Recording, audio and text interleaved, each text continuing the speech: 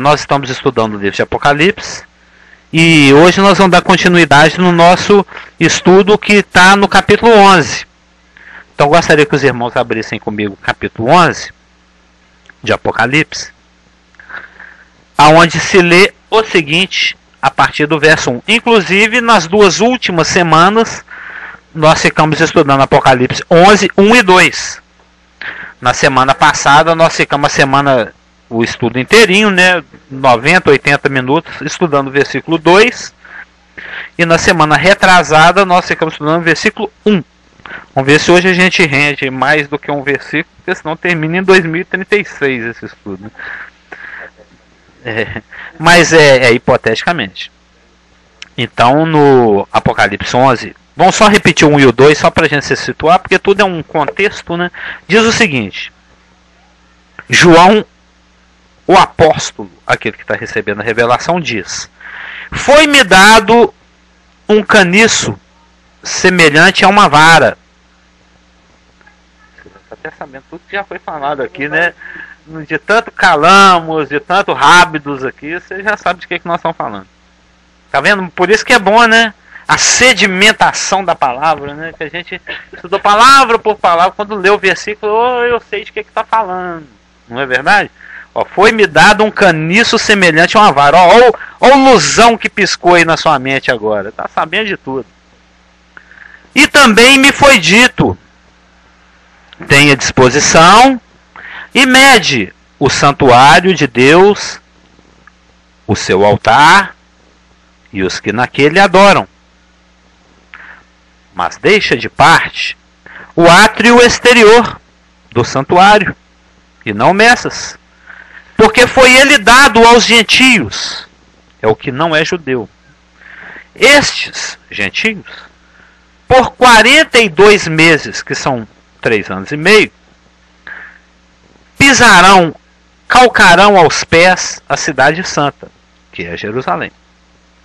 Agora os versículos que dizem respeito ao nosso estudo de hoje, que eu pretendo que seja do 3 ao 6, que diz o seguinte: darei às minhas testemunhas, minhas 2 testemunhas, que profetizem por 1260 dias, que é a mesma coisa que 42 meses, que é a mesma coisa que 3 anos e meio. Darei às minhas 2 testemunhas que profetizem por 1260 dias, vestidas de pano de saco. São estas as 2 testemunhas, as 2 oliveiras e os 2 candeeiros que se acham em pé diante do Senhor da terra. Se alguém pretende causar-lhes dano, sai fogo da sua boca e devora os inimigos. Sim, se alguém pretende causar-lhes dano, certamente deve morrer. Elas têm autoridade para fechar o céu, para que não chova durante os dias em que profetizarem. 3 anos e meio sem chover. Tem autoridade também sobre as águas, para convertê-las em sangue. E a água nessa época vai estar escassíssima. Bem como para ferir a terra com toda sorte de flagelos, tantas vezes quantas quiserem. Então nós vimos que a humanidade, relembrando que nós vimos, porque Apocalipse 9, 10, 11, 12, 13, 14, 15 é um grande parêntese, é o segundo parêntese do livro. Nosso primeiro parêntese foi lá no capítulo 7, agora nós estamos no segundo parêntese, e esse parêntese nós já estudamos o capítulo 10, estamos estudando o capítulo 11, e no que nós vimos no capítulo 11, versos 1 e 2, a humanidade tomou bomba. Tomou bomba. Não pegou nem recuperação, tomou bomba. No item adoração, porque vai ser prestada adoração durante a tribulação, num templo que os judeus têm anseio desde o ano 70 a 1942 anos que os judeus têm um anseio para reconstruir esse templo. o Clésio é minha testemunha quando nós evangelizávamos os judeus, que a gente perguntava para ele, mas e a questão do sangue, hein? Como é que fica o seu pecado, hein, rapaz? Você não quer resolver ele em Jesus Cristo? Porque nós temos que resolver nosso pecado em Jesus Cristo. Você não quer resolver seu pecado em Jesus Cristo? Não tem tempo. Onde é que você vai sacrificar seu cordeiro? Onde é que você vai destroncar a cabecinha da pomba? Onde é que você vai matar um animal para derramar sangue a seu favor? Enquanto você aguarda o Messias. Com o judeu. Evangelizando o judeu. Ele não tem o que responder. Eles não têm templo. O templo foi destruído no ano 70. Há 1942 anos atrás, que eles estão sem templo. Então eles têm um afã, eles têm uma gana, uma sede, um anseio para reconstruir esse bendito templo deles. E para o mal deles, aonde tem que ser reconstruído um templo? Está construída uma mesquita muçulmana. O segundo lugar mais sagrado no planeta para os muçulmanos. Que é o Domo da Rocha. A mesquita de Al-Aqsa, que está lá em Jerusalém. De Omar. Exatamente. Não, aquele já é lá em Medina, lá em... É na capital, lá em Meca. Onde tem a Kaaba. Não, Meca é lá na Arábia Saudita. Não. É Teherã, a capital da Arábia Saudita. Então, o judeu tem esse anseio de reconstruir o templo dele. E na tribulação, esse templo vai ser reconstruído sob o patrocínio do anticristo.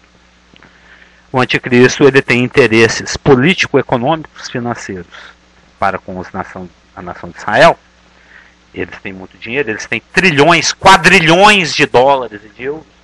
Eles vão colocar tudo isso na conta do Messias, o anticristo, e ele vai fazer esse favorzinho para eles.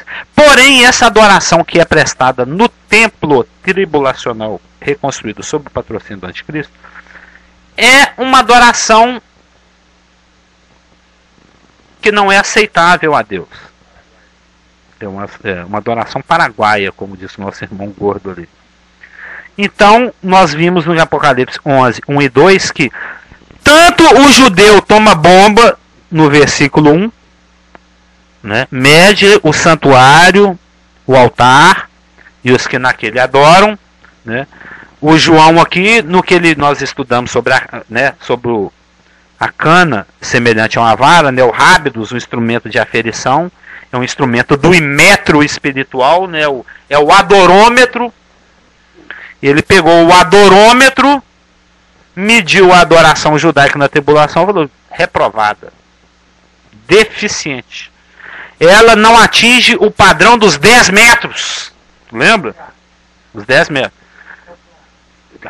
Microfone A. Porque você está citando a tribulação e o Felipe e a Stefania estão hoje pela primeira vez. E o Felipe já teve outras vezes. O tempo que você está tratando, a igreja já foi tirada da terra. A igreja é composta de todos os salvos aqui na terra. Todos aqueles que já receberam Jesus como Salvador vão ser tirados no arrebatamento da igreja. Esse tempo, o dia e a hora ninguém sabe. Pode acontecer a qualquer instante.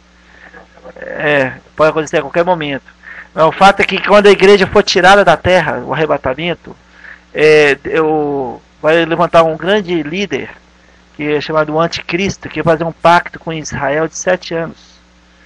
E durante 7 anos, 3 anos e meio de falsa paz, o mundo todo vai ter uma paz tão grande entre palestinos, judeus, e aí os judeus vão falar, esse é o Messias que nós esperávamos.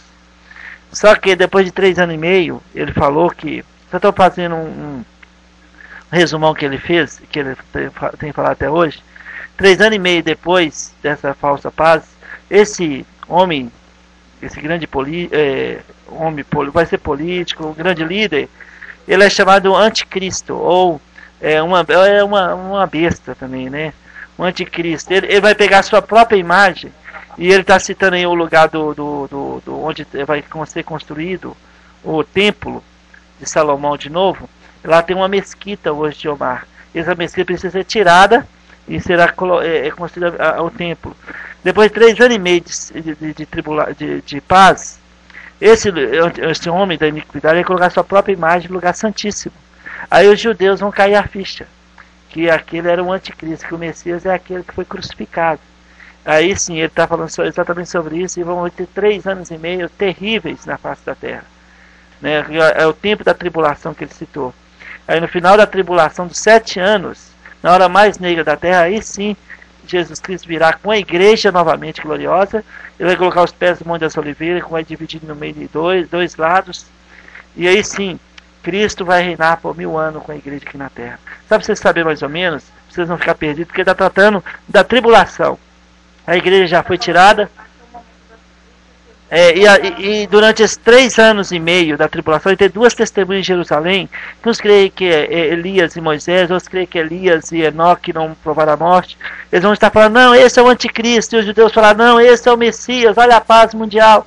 E depois de 3 anos e meio, essas 2 testemunhas serão mortas, que ele vai falar agora, ok? Mais ou menos. Ele está me perguntando quando é que essas 2 testemunhas aparecem.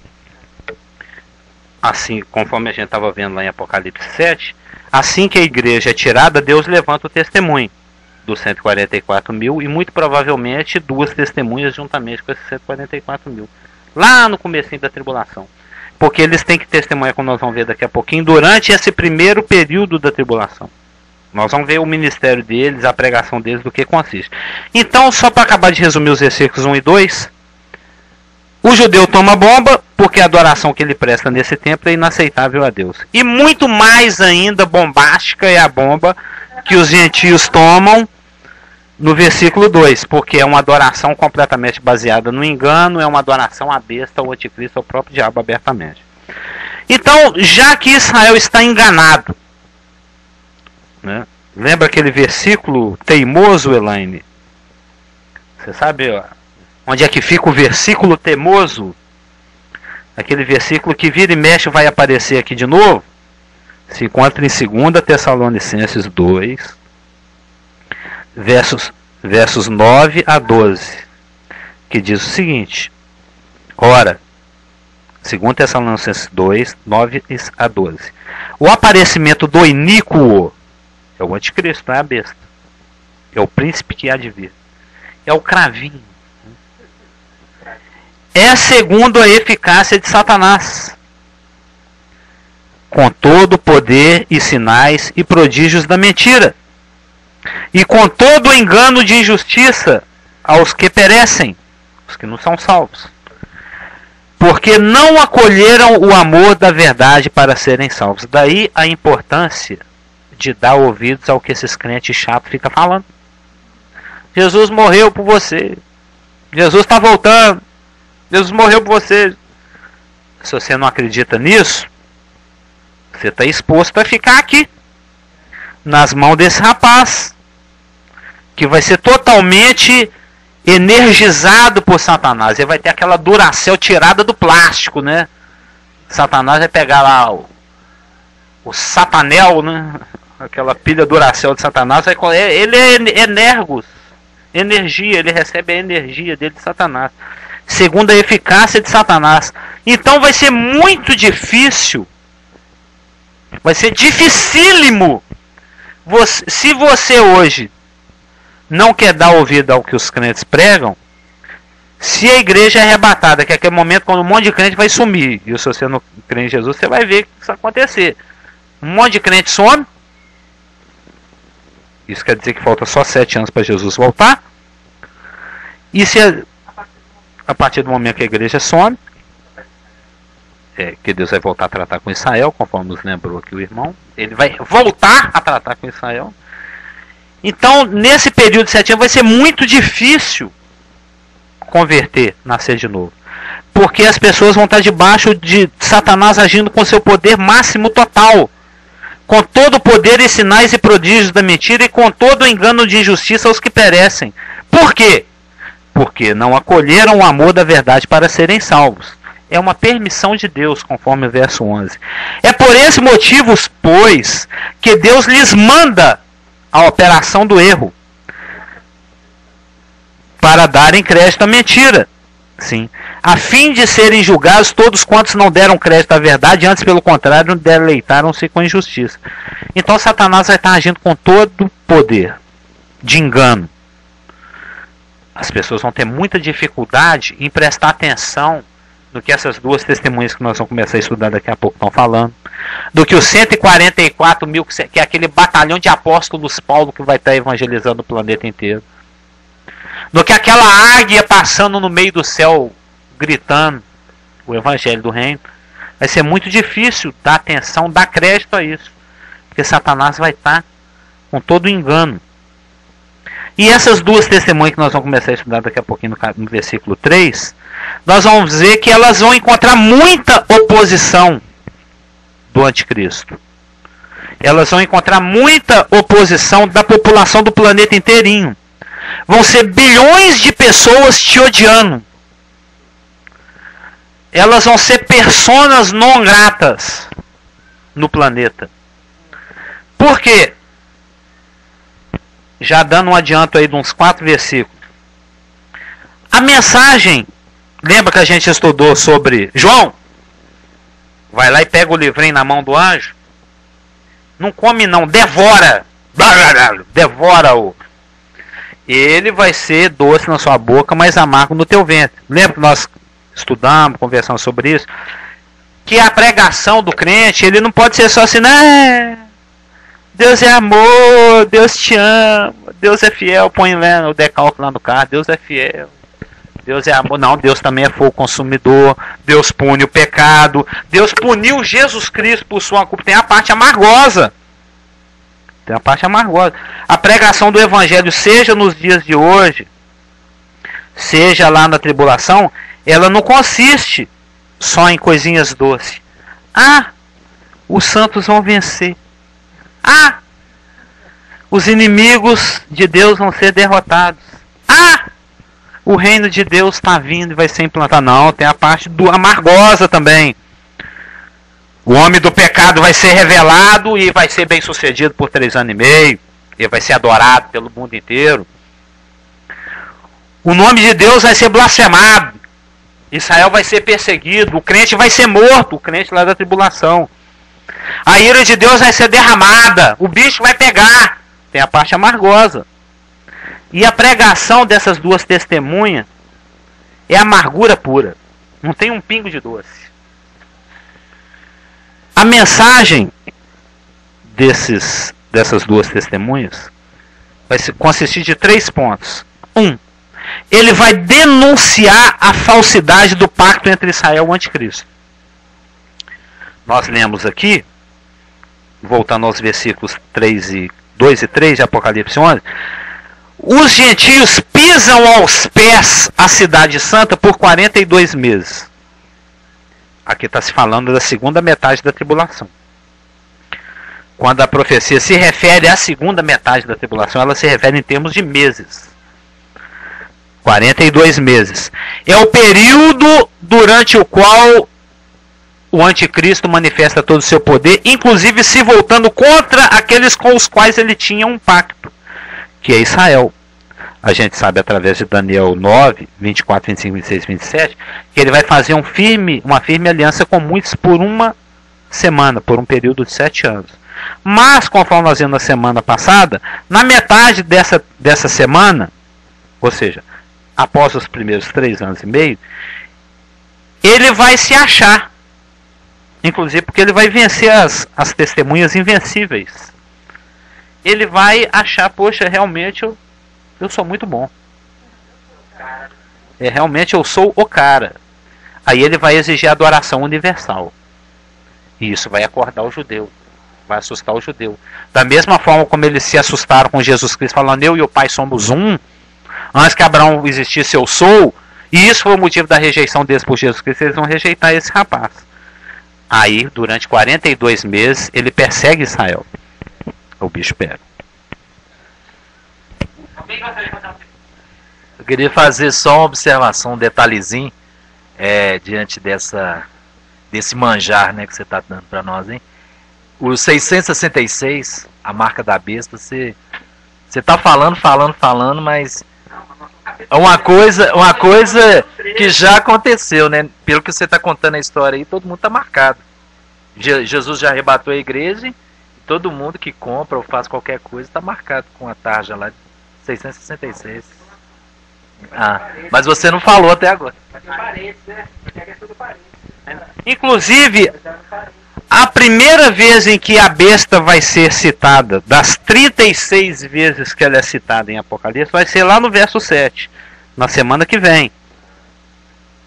Então, ó, é a primeira vez que a palavra therion, no grego, né, besta, aparece em Apocalipse, aqui no versículo 7, que é a semana que vem. Hoje o nosso assunto é do 3 ao 6.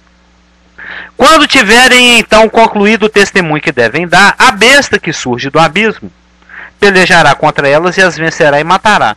Observa, foi citada a besta. Nada foi falado dessa pessoa até agora. Até no livro de Apocalipse. Vai começar a receber a partir da segunda metade. Lá,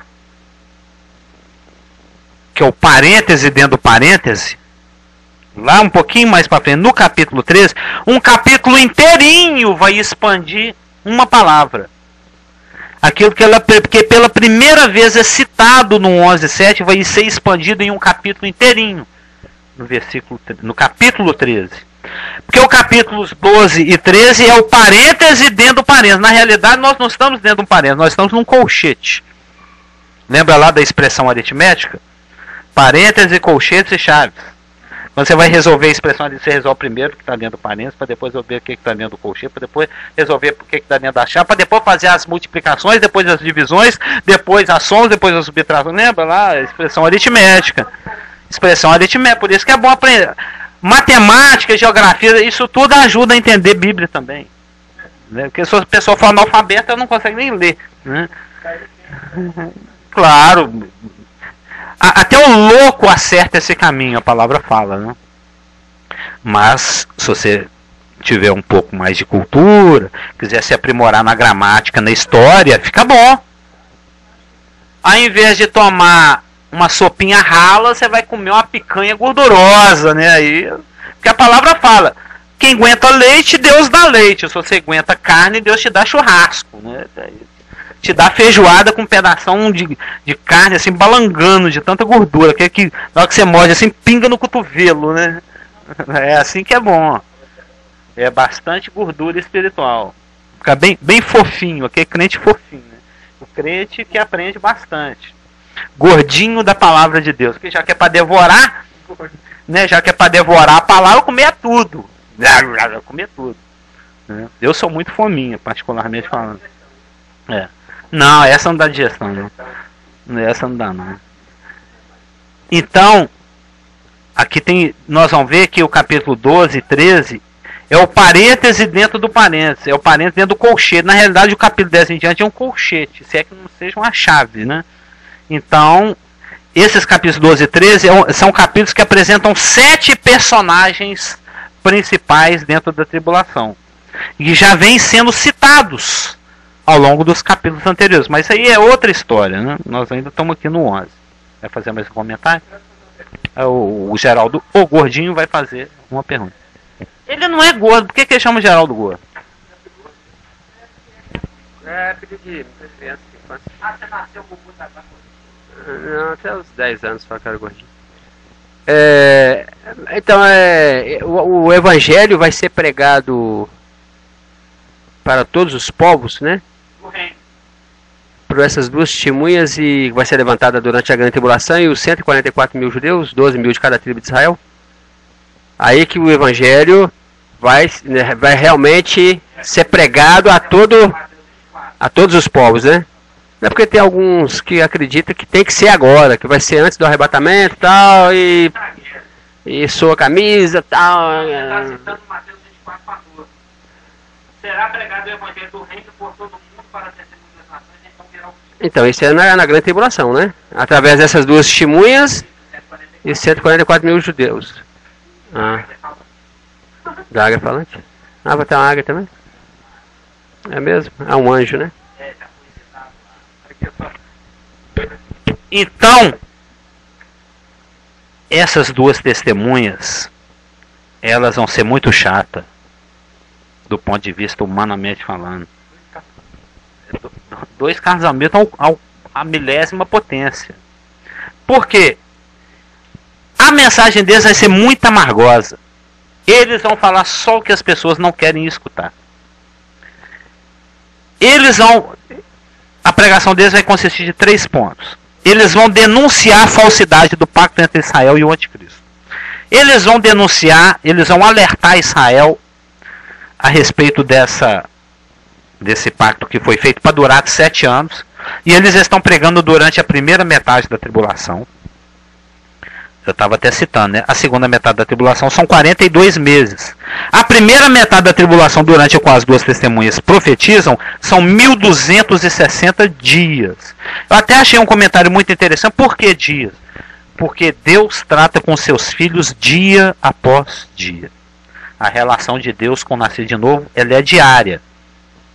Ah, você está precisando da comida para hoje. Eu vou te dar o almoço, o lanche e a janta. Eu vou te dar a roupa de hoje. Basta a cada dia o seu mal. Isso tem muito apoio nas escrituras. É igual o maná. O maná que Deus dava também é para durar um dia. O judeu teimosão é guardar para o dia seguinte e amanhecer podre. O trato de Deus com os seus é um trato diário. Ah, Senhor, amanhã. Opa, amanhã. Nós estamos falando de hoje. Não vos preocupeis com coisa. Não, mas amanhã minha mulher vai ser operada, vai ser o sorteio da prova. Não. Amanhã a gente conversa isso. Amanhã. Hoje ainda não deu meia-noite. Hoje ainda não deu meia-noite. Deixa terminar o dia de hoje. Você nem acabou de curtir o dia de hoje. Você nem viveu hoje. Você já está querendo saber de domingo. Já está querendo saber do evangelismo amanhã. Se vai ter dinheiro, se não vai ter. Espera chegar amanhã, calma. Eu ainda sou Deus. O meu mandato não vence hoje, não. Amanhã eu vou continuar sendo Deus do mesmo jeito. Essa palavra preocupado, ela é formada por 2 palavras. Pré-ocuparem. Ocuparem. Ocupar de antemão. Exatamente. Então você tem um problema para resolver amanhã. Você tem um problema para resolver amanhã ou semana que vem. Você vive o amanhã e a semana que vem agora. Você ocupa sua mente com o que vai acontecer amanhã. E aí muitas vezes você não põe a cabeça para você, nem consiga dormir, não consegue. O que você vai fazer hoje? Quem vai fazer? Pois é. Então deixe para amanhã. Talvez a coisa não vai ser nem tão feia como imagina, né? E talvez vai correr tão tranquilo e você vive antecipadamente. Mas aqui né? Vai dar sombra. Quem tá falando com você que seja feio. Mas se for feio, Deus vai lá também. Deixa eu te fazer uma pergunta então. Bem apertada e quero na prática a resposta. Eu como ser humano e o Senhor Jesus Cristo lá 2000 anos atrás na eternidade, conhecendo a gente como Ele conhece, ansioso e etc, com vários tipos de temperamento, por que Ele fala dessa forma, sabendo o jeito que a gente é? O que Ele quer passar para nós? Ele fala dessa forma porque Ele sabe do jeito que a gente é. Mas Ele sabe que a gente é assim e a gente vai ser assim.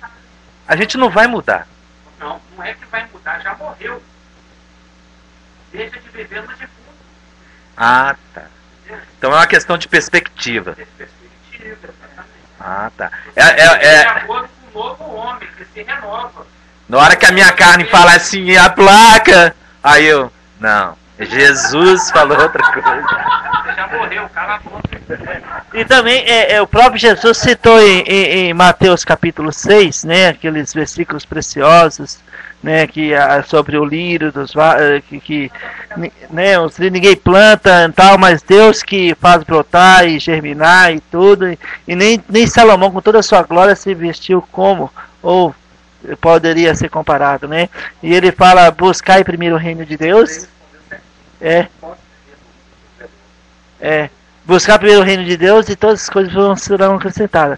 E é essa luta do velho homem com o novo homem que, né, Gálatas capítulo 5 é travada, né, no dia a dia. Então nós temos que fazer morrer o velho homem para que o novo homem viva.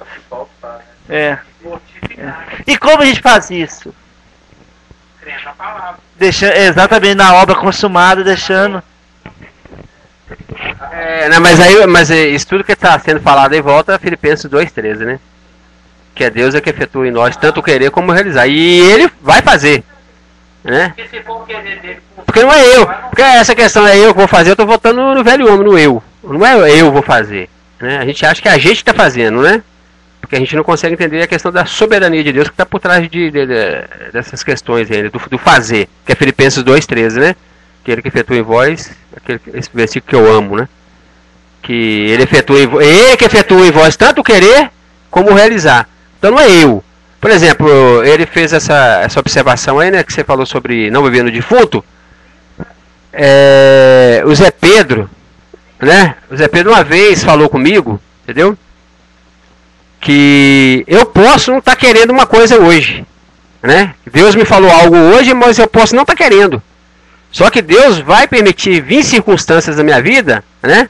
Seja lá o que for, para que daqui um ano eu esteja querendo aquilo que Deus determinou na minha vida que eu não estava querendo hoje. Vai acontecer. É igual ele perguntou, mas não muda. Por exemplo, muda sim, porque eu lembro que eu nasci de novo em 93, eu já não sou, eu não estou o ápice da perfeição só vai ser depois do arrebatamento, é óbvio, a gente sabe disso. Mas eu sinto que eu não sou mais aquele Geraldo de 93, de 94, não. Isso é óbvio, né? Entendeu? Você já aurorou mais. Não, Deus, né? Não é eu me aurorei mais, entendeu? É o Espírito Santo com a circunstância, né? É Deus no controle dele, né? Com a palavra, com as permissões, as circunstâncias, né? Que faz a gente correr para ele, para que ele nos lapide, né? Para que o novo homem, né? Flua. O novo homem criado em Cristo Jesus, né? Então tudo é ele, né? Tudo começa nele e termina nele, né? Por isso que esse negócio é eu. Como diz Elaine, porque dele, por ele, pra ele são todas as coisas. É ele que tetelestou. Inclusive você gosta muito do Filipenses 2,13, né? Hoje vai ser citado aqui o que eu gosto mais ainda, que é o Filipenses 2,15. Nós vamos chegar lá. Então observa, ó, a mensagem é 3, né? A amargosa mensagem das duas testemunhas consiste em a denúncia do pacto, vamos chamar assim, em que eles alertam Israel a respeito da falsa proteção interesseira e hipócrita, né, da parte do anticristo, provavelmente por motivos financeiros políticos. 2. A mensagem amargosa das duas testemunhas consiste da denúncia da falsidade do pacto, da denúncia da pecaminosidade da geração tribulacional. Lembra a pecaminosidade da geração tribulacional? É grande, filho. Nem ainda se arrependeram dos seus assassinos, nem das suas feitiçarias, nem da sua... Apocalipse 9, 20 e 21. Da geração tribulacional. A geração tribulacional, ela vai ser muito cara de pau. Ela vai ser muito insensível. Ela vai ser muito cauterizada. Ela vai ser muito enganada. Ela vai estar muito obliterada pelos sinais e prodígios da mentira que Satanás vai fazer. Ela vai ficar fascinada com Satanás. Ela vai ficar apaixonada por Satanás. Entendeu? Hoje em dia, isso já acontece. Tem certos cantores aí nos Estados Unidos lá que o cara fala e faz um monte de uma besteira e se comporta de uma forma hiper anticristã e ele tem um monte de fã. Tem um monte de cara que fica lá curtindo o cara. Eu sei vários. Inclusive tem um lá nos Estados Unidos que quer citar nome, mas que os crentes lá, como é que não tem lá no Facebook, as mulher pira, né? Os crentes pira com esse rapaz. É um que é todo, nós já não sabe se é homem, se é mulher, ele usa umas lentes assim, é todo meio asquerosão. Pois é, ele é todo esquisitaço. E tem um monte de fã. E lá na tribulação, Satanás vai se apresentar abertamente, falando, eu sou o capeta, todo mundo, me tatua. Põe 666 aqui na minha testa, a galera vai saber o que está fazendo, o que está escolhendo. Nós vimos aqui o juízo da quinta e da sexta trombeta, o próprio demônio perseguindo as pessoas e depois eles vão fazer estátua para esses demônios para adorá-los. De acordo com Apocalipse 9, 20 e 21. Não se arrependem, vão lá se prostrar diante de ídolos. Então, uma dos outros pontos da pregação das duas testemunhas, além da denúncia do pacto, é denunciar o pecado dessa geração e apresentar a necessidade de arrependimento face à proximidade do retorno de Jesus Cristo. Tudo muito à la João Batista. Nós vamos gastar umas 2 semanas aqui, nós vamos ver que o ministério dessas duas testemunhas, elas têm aquele tom João Batístico, que por sua vez tinha aquele tom elio-moisélico. Entendeu? João Batista se espelhava em Elias e Moisés, e João Batista é o espelho no qual as duas testemunhas vão se refletir. Não era? Qual que era a pregação de João Batista? Arrependei-vos, porque está próximo o reino de Deus.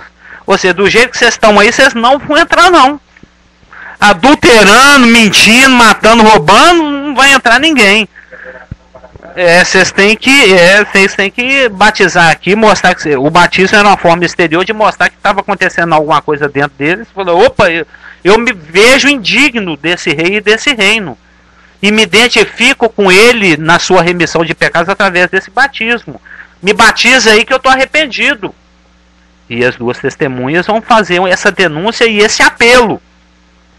Né?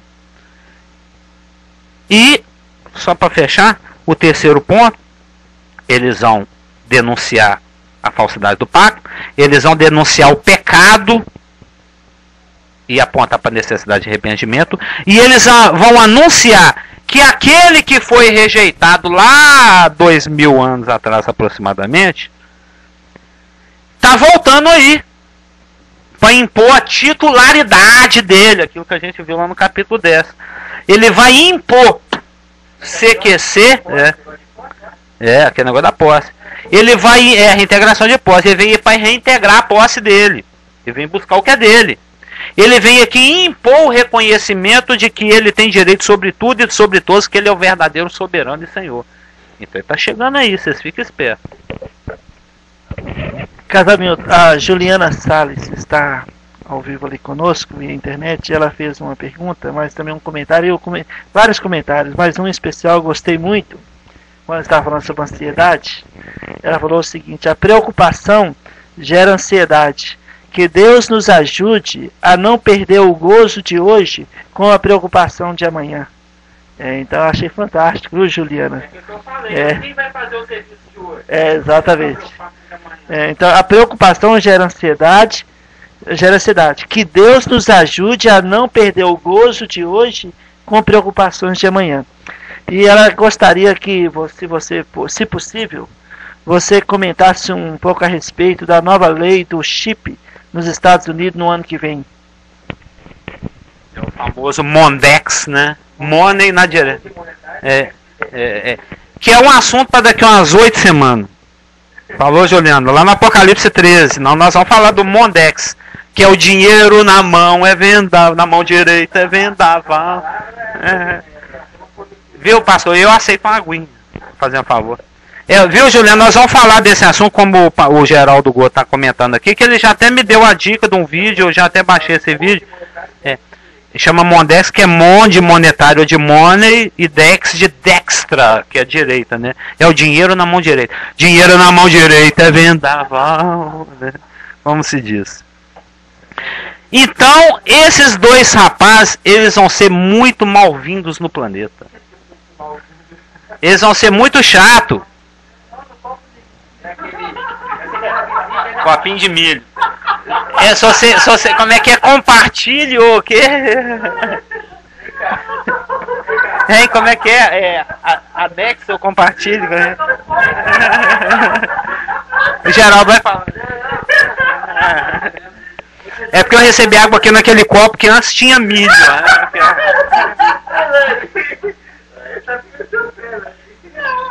Que é o meu favorito, eu tomei ele do Joel. É o copo do Joel.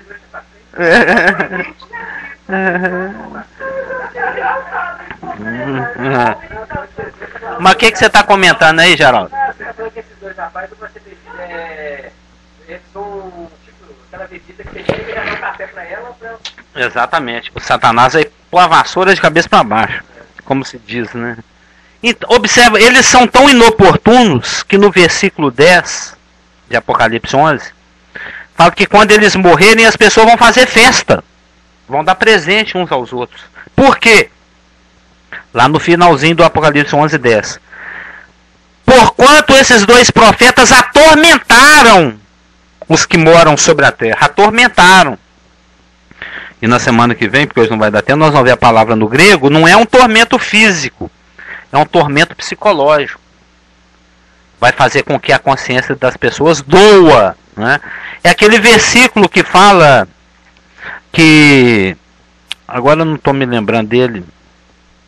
Se não me engano, eu vou procurar, está em Mateus ou em João, que fala que quem pratica o mal não chega perto da luz, não. Porque é a distância da luz e da verdade. Porque senão as suas obras se tornam manifestas.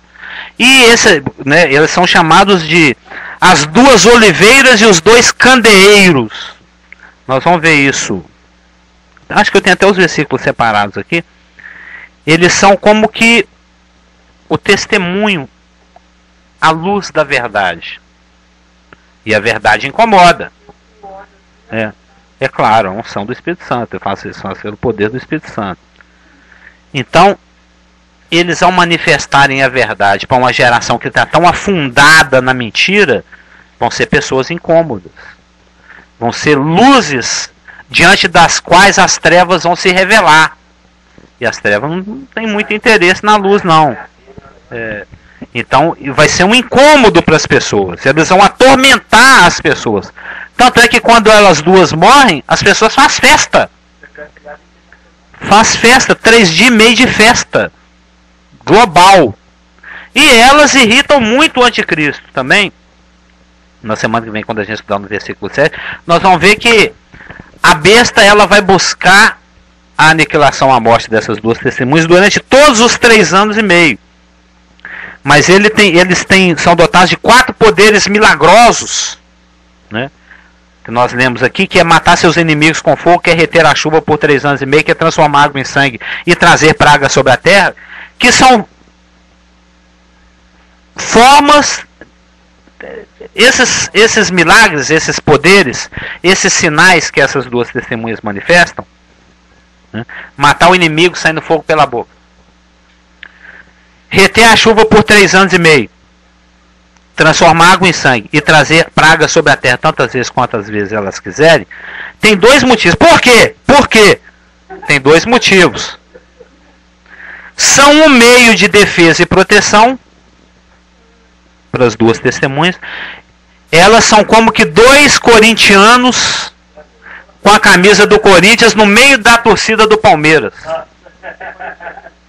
Ou são como que 2 palmeirenses vestidos de verdinho lá no meio da torcida do Corinthians. Imagina. Você teria coragem Você teria coragem de pôr uma camisa do Vila Nova e entrar no meio da torcida do América?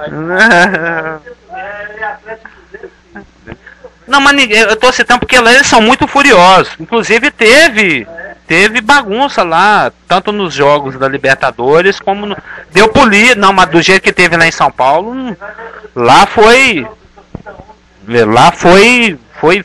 violento. Você viu essa reportagem? Mas só que a outra torcida vai para a porta do estádio, sendo que nem é jogo dele.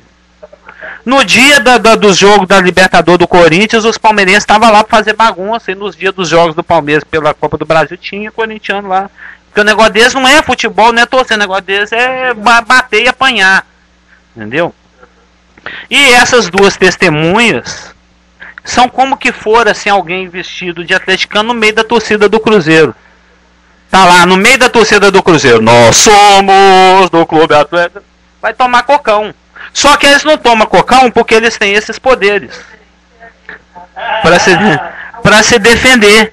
Porque vai ter o planeta inteiro te odiando. Vai ter a besta sendo dedada com todo o poder sobre o planeta inteirinho. Então isso é uma mácula para o ministério da besta. A besta, conforme aquele nosso texto teimoso de 2 Tessalonicenses 2, de 9 a 12, ele age com todo o poder. Mas ele não consegue matar 2 caras. Que líder é esse? Que campeão é esse? Que homem poderoso é esse que faz tudo, que resolve todos os problemas do planeta, que resolve o problema árabe-israelense, que resolve tudo, que faz cair fogo do céu se não adorar isso, nada, não mata 2 caras. 2 pobres que nem roupa tem para vestir, fica lá vestido de pano de saco lá, ué. Roupa de camelo, de cabrito lá, preto, entendeu? Então, as 2 testemunhas são 2 pedras no sapato do poderoso anticristo. Ele faz tudo, mas não consegue vencer 2 caras. 2 João Batista, feioso e pobre.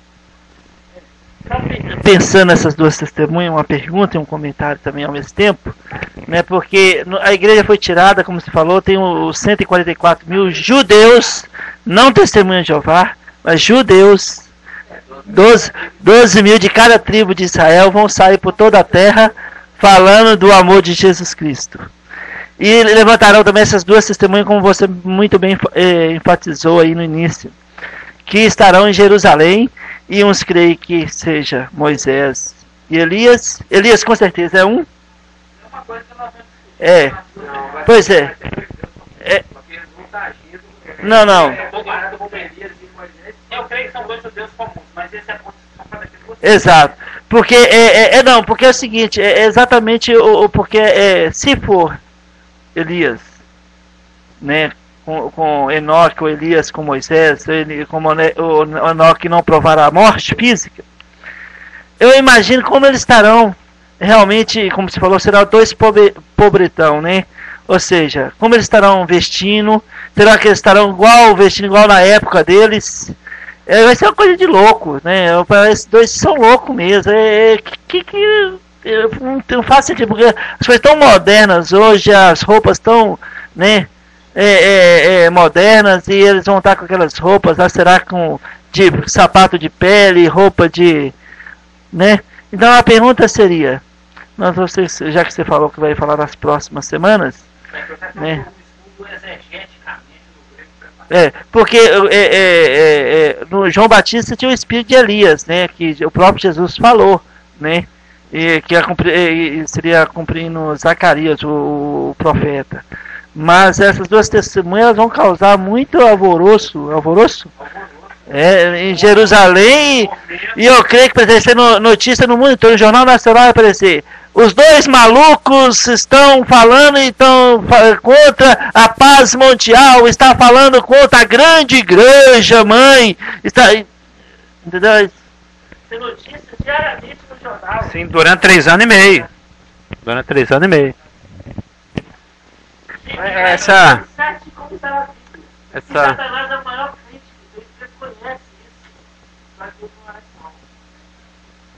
ele não reconhece, não. Mas esse negócio das testemunhas é porque os caras eles vão manifestar poderes semelhantes ao que Elias manifestou e que Moisés, né, a questão da lei e da graça, né? Então vai ser 2 judeus mesmo, normal, não vai ser porque Enoque não provará a morte, segundo a promessa de Deus. Moisés já morreu e Deus o sepultou, né, segundo a palavra. Elias já veio, não, ele não provou a morte, mas mas ele não, mas Enoque não. Não, mas Enoque, Deus prometeu que ele não provaria a morte, entendeu? E as 2 testemunhas, mas as 2 testemunhas vão morrer. E Enoque foi arrebatado e Deus prometeu que ele não provaria a morte. Está lá em Gênesis. Hebreus aí, gente. Está lá para não ver a morte. Mas esse é ponto para daqui 2 semanas. Então, já que você tocou na questão das vestimentas, como é que é? Não da questão da roupa, a aparência externa, estar vestido de pano de saco, é uma ilustração da sua pregação. Está de acordo com a mensagem que eles apresentam, falando da miséria humana. Lembra daquele paninho? O paninho da canela lá, do perebento, o trau de imundícia, de Isaías 64:6. Também. Mas tem 3 ou 4 pontos. Um deles, eu estou citando aqui agora, só para anteceder, né? Antecipar, é que a aparência externa, o pano de saco, está de acordo com a mensagem que fala da miséria humana, Isaías 64:6, apontando para a necessidade de arrependimento, de acordo com Joel 1:13 e 1 Reis 20:31. Mas fala de outras coisas também. Mas, voltando aos pontos, por que que essas duas testemunhas têm esse poder quádruplo? De matar inimigo com fogo, que sai da boca, de reter a chuva por 3 anos e meio. Lembra que, face o fato de que as trombetas já deixaram a água meio escassa no planeta. Lembra? Caiu lá a primeira, a primeira trombeta foi tocada e caiu uma estrela sobre a terça parte do cio, sobre as fontes das águas, Apocalipse 8:10. E a água se tornou amargosa. Então a água é um produto que já vai estar meio escasso na tribulação, por causa dos juízos de Deus, que não atingindo o homem, mas atingindo o meio ambiente onde o homem vive, para ver se ele acorda. Lembra? A gente falou sobre isso umas 2, 3 semanas seguidas aqui. Já vai estar uma coisa escassa. E esses dois rapazes chatos ainda vai e acaba de estragar o restinho de água que tem. Aqui, o restinho de água que sobrou, transforma em sangue. E faz ficar sem chover 3 anos e meio. Imagina ficar sem cair uma gota de chuva no planeta inteiro durante 3 anos e meio. Eles vão avacalhar com o governo do anticristo. Vai morrer, não é só planta não, vai morrer bicho, vai morrer gente, vai morrer de tudo. Você acha que eles são bem-vindos? Essas duas pessoas. Eu não estou citando elas para mostrar a persona non gratice deles. A persona non gratice deles. O tanto que eles são mal-vindos, o tanto que eles são mal vistos, o tanto que eles são mal queridos pelo planeta inteiro. Os mal vistos. Como diz quando a pessoa quer zoar outra, fala, é uma mala de papelão sem alça na chuva. Não é só mala sem alça, não. Então, esses milagres que eles fazem, de matar os seus inimigos, porque no grego a palavra se alguém pretende causar-lhes dano, a palavra pretende tem o sentido de ao menos pensar, ao menos ter a intenção de. A pessoa não precisa pegar uma flecha, um revólver, um pedaço de pedra e vir na direção deles, não. Só da pessoa pensar em fazer mal, eles meio que já cospe fogo na pessoa. O grego dá esse entender. O pretende se ao menos começar a ter a intenção de, eles já discernem isso pelo Espírito Santo e já cospe fogo no você transforma num torrãozinho. Fica da cor dessa camisa aí. Não, essas diferenças dessas duas testemunhas são bem diferentes dos 144 mil, né? Muito diferente. Então, eu acho... se autoprotege, os 144 mil são protegidos. Pois é. Então, isso, pra mim, só mostra, assim, que independente de quem eles sejam, eles não são comuns. Não são judeus comuns, não vão ser judeus comuns. Entendeu? Os 144 mil, sim, vão ser comuns. Mas eu acho que eles... os dois não são comuns. E, inclusive, o texto fala um pouquinho antes que eles estão de pé diante do Senhor. Espera aí só um pouquinho, irmão. Eu estou querendo dizer assim, que eles, como naquela época foram escolhidos os profetas, direcionados para aquilo, né, cada um com o seu ministério, seu chamado, seus prodígios que faziam também diante dos reis, diante dos grandes, eles também foram levantados com esse propósito, com esse grande poder, com esse grande ministério. Então eu não acho que eles sejam judeus comuns, são judeus realmente específicos. Eu não estou citando... Não, mas eu não estou... Deixa eu só falar uma coisa. Eu não estou querendo dizer quem seja. Eu só estou querendo dizer que não é comum. Que eles têm uns poderes sobrenaturais. Então, observa que o poder de matar os seus inimigos com fogo O Isaías fez isso. De acordo com segundo Reis 1:10 a 14, você vai anotar aí? De acordo com segundo Reis 1:10 a 14, Levítico 10:2, Números 11:1, 16:35 e Salmos 106, 17, 18. Entendeu? Segundo Reis 1, de 10 a 14. Não, ouvi ali, né? E também Levítico 10:2 e Números 11:1 e Números 16:35 e Salmos 106, 17 e 18. Ou seja, esse prodígio de matar os inimigos com fogo foi algo que Isaías fez. Os irmãos devem conhecer a passagem. Chegou um capitão com 60 ou com 50 soldados, agora eu não me lembro, falou: Isaías, desce daí, esteja preso. Ah, é? Caiu fogo, consumiu. Chegou outra guarnição lá, com 60 ou com 50 soldados. Ô Isaías, ó, vou dar bolacha no você se você não descer dessa caverna aí. Esteja preso. Ela falou: ah, é? Desceu fogo do céu e matou o capitão com 50 ou 60 soldados dele. Aí chegou um terceiro, que não era muito dos bobos. O outro chegou com arrogância e se deu mal. O outro chegou com arrogância e deu mal. Aí esse capitão já chegou lá. Ô seu Isaías, pelo amor de Jeová, vem comigo, porque o rei Acabe, ele é muito durão. Ele falou que eu tenho que te levar. Eu tenho mulher, tenho filho para criar. Eu tenho medo. Eu tô com todo respeito. Por favor, me acompanha. Falou: você pediu com jeitinho, eu vou. Os outros chegaram. Desceu o fogo do céu, entendeu? Essa passagem tá lá. Ela anotou ali, ó, segundo Reis 1. Então é um milagre operado por Elias no passado. Por Elias.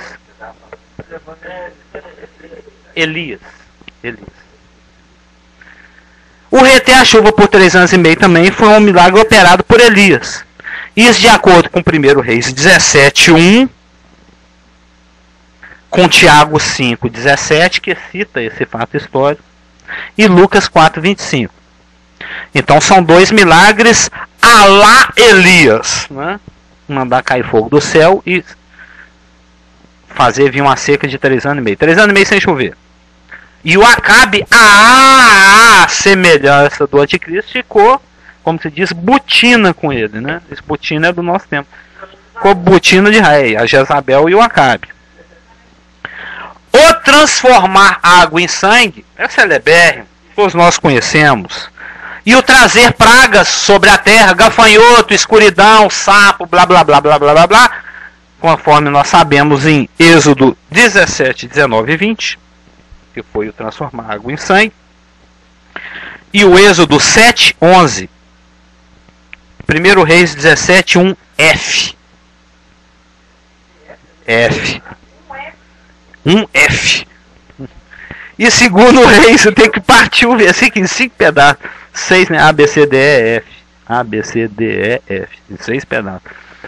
E segundo Reis 1, de 10 a 15, são milagres a lá Moisés. E por que que essas duas testemunhas, sejam elas quem forem, existe, tem gente que pensa que é Pedro e Paulo, tem gente que pensa que é Enoque e Elias, tem gente que é Elias e Moisés. Só fazer uma correção, porque a Helena ali, eu vou pegar ela lá fora depois, porque ela, então, quando eu disse judeu comum, não é no sentido comum, que não vai ter poder, porque o que torna a pessoa incomum não é ela própria, em relação ao crente. É o poder de Deus é que torna ela uma pessoa diferenciada, né? Então é a unção que torna a pessoa diferenciada. Não, quando eu disse judeu comum é porque eu não acredito que seja Elias, Enoque ou Moisés, entendeu? É que eles vão estar executando.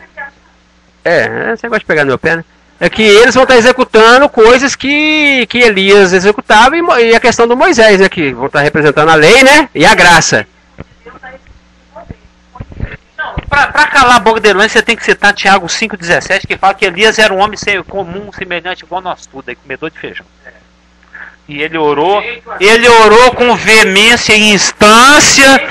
Era um homem comum aí, comedor de feijão. E ele orou com instância, a palavra fala. Aí já é tréplica. Pela ordem. Pela ordem eu tenho direito à tréplica. Não, o que eu estou querendo dizer, o que eu quis dizer e que estou sempre dizendo é que todos nós somos chamados com um chamado especial. Então, eu entendi o que você quis dizer, que vai ser uma pessoa comum ou que vai ser uma pessoa dos nossos dias levantado para o ministério. Que não vai ser alguém vindo em especial, voltando para fazer isso. Era isso que você queria dizer, não é? E é isso que eu queria reforçar. Que independente disso, vai ser uma pessoa que vai ter um poder sobrenatural para aquela época. Agora, eu penso que esses prodígios são típicos que Deus dá aos homens, tanto que ele deu para as ocasiões que estão sendo narradas. Por isso que as pessoas podem até chegar a falar que é o mesmo poder que deu para fulano, então é fulano. É o mesmo poder que deu para ciclano, então é ciclano. Mas não justifica negar que seja ou que não deixe de ser. O importante é saber qual é esse poder, qual a diferença que eles vão fazer nesse ministério, qual a importância da gente aprender isso para, né, o nosso conhecimento. Então, por quê? Por que esse milagre do fogo? Por que esse milagre da seca? Por que esse milagre da água em sangue? Por que esse milagre das pragas sobre a terra? Por que esses milagres eliaquisíacos? Por que esses milagres mosélicos? Exatamente. Estes milagres específicos, bem específicos, né? Ocorrem por causa da sua importância e por causa do seu potencial associativo. Quando um judeu do mesmo lado da tribulação do futuro, o judeu lá do futuro, vir esse milagre, é óbvio que eles vão pensar no Elias. É óbvio que eles vão lembrar do Moisés. Quem na história transformou água em sangue? Moisés. Quem fez 3 anos e meio sem chover? Deus. Porque esse ministério das duas testemunhas é primordialmente para Israel. Também é para o gentio e também é contra o anticristo. Mas é primordialmente para o judeu. Tanto é que eles pregam em Jerusalém. A gente vê isso lá no verso 8. Eles vão morrer na cidade onde eles estão ministrando, que é onde também o seu Senhor fora crucificado. Que nós sabemos que é Jerusalém. Então, esses 4 milagres específicos são dados por Deus a essas duas testemunhas por causa do poder associativo. Por causa da associação que isso vai trazer para a mente do judeu. O judeu tribulacional. A coisa mais importante no mundo, mais do que a mãe, mais do que a vida, mais do que o dinheiro, é o que para o judeu? É a Torá, é a lei, é a voz do Senhor dos, que eles nem falam Deus, né? Eles usam lá D_US, para não falar o nome de Deus em vão. Eles falam o Senhor dos. Falar Deus, eu falo dos. D_US, os escritos judaicos, a gente vê isso. Todos sábados eles passam o ano inteirinho lendo a Torá, que é Gênesis, Levítico, Números, Deuteronômio. Lendo a Torá. É a coisa mais sagrada que tem para eles, é a palavra de Deus. É a palavra que Deus deu para através na mão de quem? De Moisés. Claro. Sim.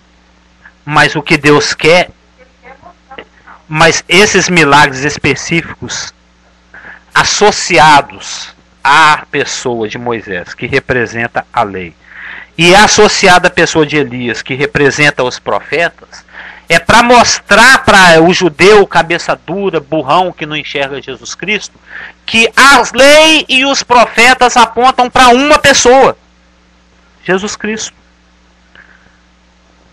O que fala em Apocalipse 19:10?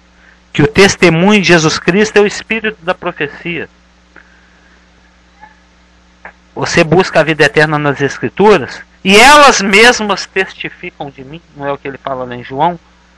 Lá em Lucas, depois que ele ressuscitou, o Cleófas lá e o outro rapaz, os dois judeus a caminho de Emaús, andando, triste. Já tinha 3 dias já que Jesus tinha morrido. Calorão, esse triste.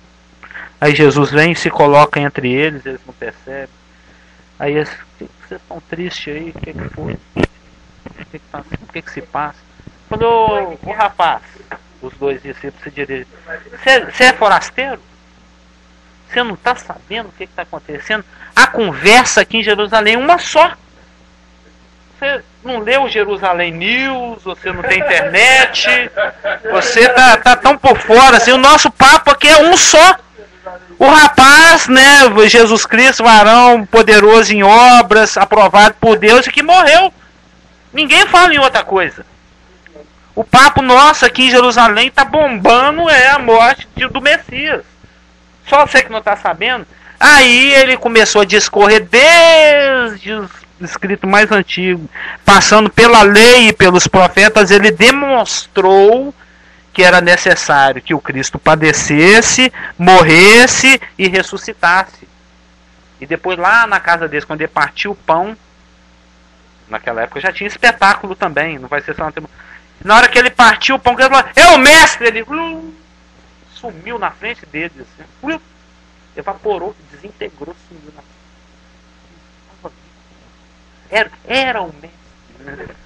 Entendeu? Então, o ponto que eu estou querendo frisar é que ele discorreu através de todos os livros da lei e dos profetas, demonstrando através dos livros da lei e dos profetas que ele era o Cristo e que esse Cristo era que ele padecesse, morresse, ressuscitasse. Então a lei e os profetas só falam de uma pessoa, Jesus Cristo. Então, o que Moisés e Elias, o que a lei e os profetas falaram, foi desse Jesus que nós estamos falando para vocês aí, isso. Esse que vocês estão de pacto com ele aí é falso. Esse aqui, a semelhança dos quais as testemunhas falaram, transformando água em sangue, fazendo parar de chover, e mandando praga e trazendo fogo sobre os inimigos, essas duas grandes testemunhas são as leis dos profetas, às quais nós agora estamos associados, espelhamos, representamos e imitamos, apontam igualmente para esse Messias, o rejeitado, não esse aí. Aí o judeu, será? Durante 3 anos e meio, cada vez mais, porque durante o ministério de Jesus, os próprios líderes judaicos, ainda que o negassem, eles chegavam até ele e falavam assim, até quando você vai deixar a nossa alma em suspenso? Você é ou não é? É ou não é? O Jesus, o Cristo, aquele que deveria vir. Eles não conseguiam apostar. Eles não sabiam onde que eles punham as fichas deles. Não, definitivamente não é. Definitivamente é. Eles ficavam, é ou não é? E os judeus da primeira metade da tribulação vão estar nessa.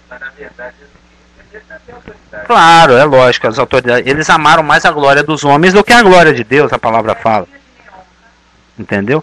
Então, as duas testemunhas mais com esses milagres vão estar remetendo aquilo que eles tanto respeitam e veneram, as leis e os profetas. E a lei e os profetas falam do Jesus que vocês rejeitaram, não desse aí.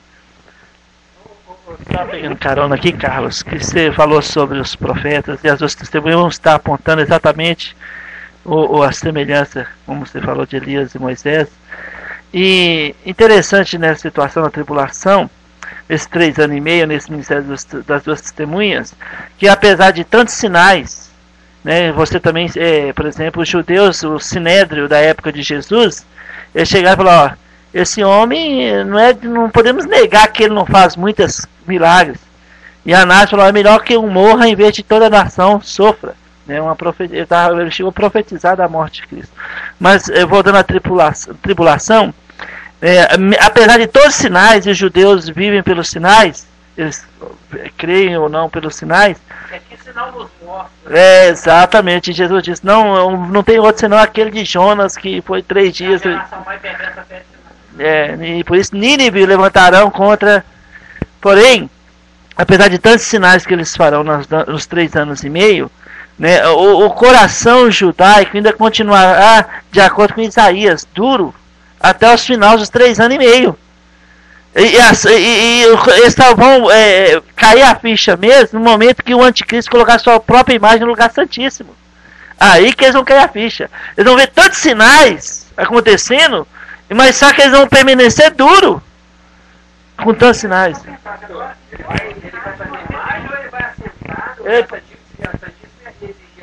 Ele vai colocar. Bom, é uma pergunta para o cara Tamilton responder, mas a Bíblia fala que ele vai colocar a sua própria imagem no lugar, no Santo dos Santos, lá no lugar santíssimo. Ok. O carinha aí, o rapaz, o representante de Satanás lá. O energizado. O energizado, o todo-poderoso, né? Poder de oratório e tudo mais. Ele vai colocar, quando os judeus, né, vão cair a ficha, acordar, né? Em relação a esse Messias paraguaio, né? Que é o anticristo. É porque ele vai sentar no lugar santíssimo lá e exigir adoração, ou porque vai ter essa questão da imagem igual o pastor falou? Ele vai se sentar lá e exigir adoração. Não é isso que eu estou dizendo. Não é ficar lá 24 horas. Estou falando sentar e exigir adoração, né? Se colocar no lugar de Deus e exigir adoração, né? O assentar quer dizer isso, né? Vai ser isso ou a imagem, a questão da imagem? Os dois? Então aí nesse ponto aí que vai começar a vir que é o chamado angústia de Jacó, né? O bicho que vai pegar para Israel, né? É aquele ponto de Mateus 24 que marca a metade da tribulação. Mateus 24:15. Quando, pois, virdes o abominável da desolação, de que falou do profeta Daniel no lugar santo, dá no pé. Vaza, verso 16. Quem estiver na Judéia, fuja para o monte. Se você estiver no eirado, não desça para tirar. No eirado, você está lá limpando a calha da sua casa, não entra na sua casa nem para pegar nada, sai correndo. De lá da beirada do telhado, você já pula no chão e sai correndo, filho. Se você está no campo, não volta em casa para buscar a capa, não. Vai na chuva mesmo. Se você estiver grávida, ai. Correr barriguda é difícil, né? É osso. Ai das que estiverem grávidas e amamentando naquele dia. E, principalmente, ora para não ser um sábado. Senão você não pode mandar mais do que 1,6 quilômetros. Não é? De acordo com a lei mosaica. Porque nesse tempo, no quando pois, né, haverá grande tribulação, como desde o princípio do mundo até agora não tem havido, nem haverá jamais. Num primeiro momento, essa grande tribulação é em relação a Israel. A Israel, sempre a Israel. A Israel. É Israel. Mateus 24 é dirigido ao remanescente judaico tribulacional. Jesus deixou escrito aí há não sei quantos mil anos atrás, mas é para leitores que devem estar nascendo agora. É gente que está nascendo agora, deve estar com seus 8, 10, 15 anos, 20.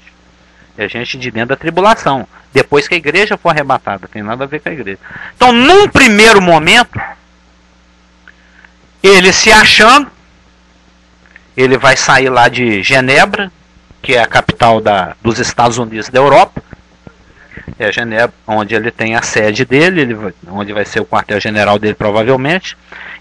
Nós vamos estudar tanto aqui no Apocalipse 13, como lá na igreja em Daniel 2, que o sistema de governo do anticristo na tribulação é Alá Mao Tse Tung. É Alá Hitler.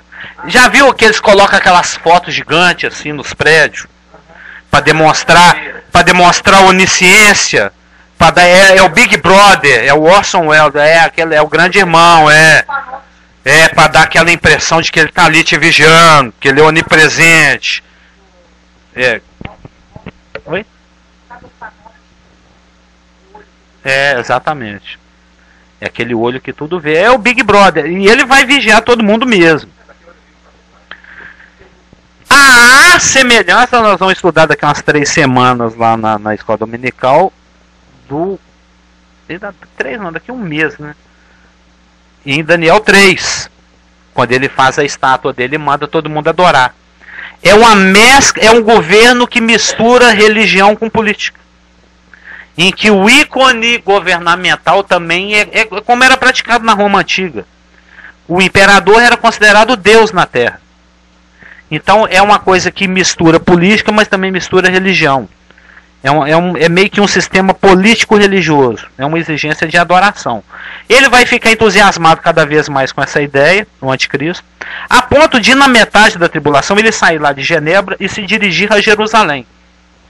Ele se dirige a Jerusalém, chega lá, coincidentemente, coincidência é a mão de... É a forma como Deus trabalha, né? Deus trabalha através de coincidência. Não é coincidência, nada, é providência, né? Coincidindo com o final dos 1260 dias de profetismo das duas testemunhas, aí ele faz mais uma tentativa de matar essas duas testemunhas e consegue. E consegue. Porque agora existe a permissão divina no final dos 1260 dias. Aí ele fica entusiasmado com isso. Puxa, eu realmente sou poderoso. Consegui matar os invencíveis. Entusiasmado com isso, sob os mais veementes protestos dos sacerdotes levitas, ele chega, dá licença que eu estou entrando. Ele entra pelo átrio dos gentios. Aí o judeu já começa a jogar a terra na cabeça e bater pedra no peito. Ele começa a endoidar. Ele entra dentro do santuário. Aí o judeu já começa a ficar pelado e começa a rasgar a roupa. Ah, meu Deus do céu. Aí começa a ficar doido. Um gentinho entrando. Ele entra dentro do santuário, santíssimo. Mete o pé na arca da aliança, derruba aquele trem pro chão e senta. Quem vai ser adorado aqui agora sou eu. Aí o judeu acorda. É lógico, ele não vai ficar lá full time, o mundo se auto-administrando e o governador do planeta trancado numa cabana escura. Vai ser do universo. Num primeiro momento ele vai em pessoa. E exige adoração. Eu falo, agora eu tenho outras coisas para fazer, deixa uma estátua aí me substituindo. Mas não é uma estátua qualquer não. É uma estátua que fala. Tem certos religiosos aí que é chegado num bonequinho de gesso. E olha que eles nem falam nada. E já se prostra perante essa. Imagina uma estátua que fala. Vai ter romaria, vai ter terço, rezar, vai ser viva São Tadá. Vai ser uma coisa de louco. Vai ser uma coisa.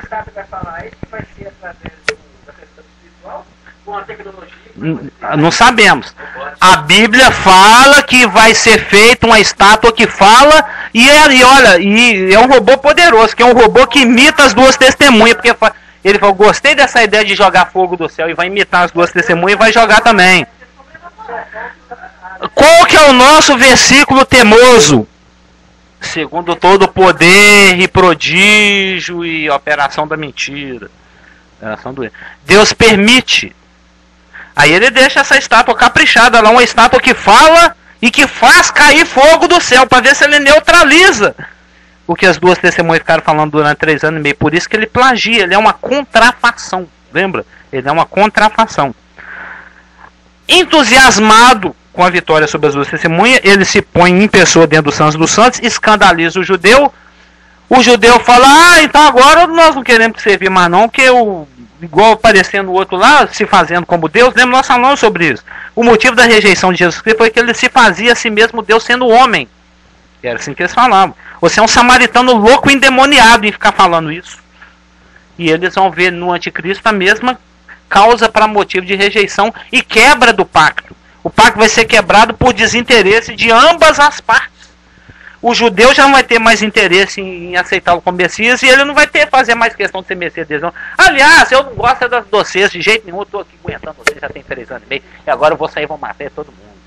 Aí quem tiver grávida, ai, se você tiver na beirada não desce, se você tiver do campo não volta, se esqueceu a capa vai na chuva e tomara que não seja um sábado. Aí ele vai pisar a cidade santa por 42 meses, tempo de angústia para Jacó, tribulação como nunca houve, ele vai sair matando. É judeu, tô matando. E se você vê um judeu por aí e me dedar, eu falei, 100 conto para cada cabeça.